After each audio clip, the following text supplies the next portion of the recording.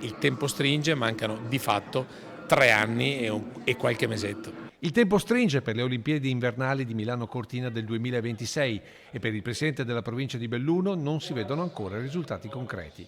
È molto preoccupato Roberto Padrin per la situazione e la sua preoccupazione l'ha ribadita oggi pomeriggio durante la presentazione del Veneto come regione europea dello sport per il 2024. Olimpiadi invernali importantissime soprattutto per il bellunese, ma dal futuro ancora incerto. Questa grande, straordinaria manifestazione che è un'opportunità per il nostro territorio di cui purtroppo ancora al momento si vede troppo poco. Ecco allora che diventano quanto mai attuali le discussioni come la pista di bob a Cortina, con 2 partiti dell'Alto Adige e del Tirolo contrari a cofinanziare l'opera con i fondi di confine.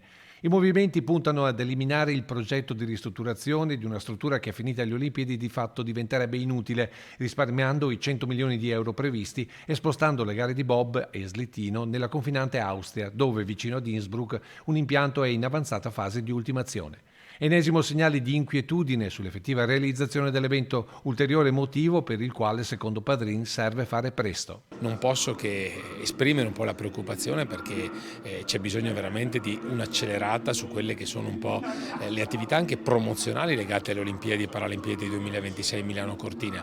Quindi io mi auguro veramente che al più presto venga nominato il nuovo presidente della fondazione e si possa ripartire alla grande, perché c'è bisogno anche di avere qualcosa di visivo sul nostro territorio di quello che sta per accadere.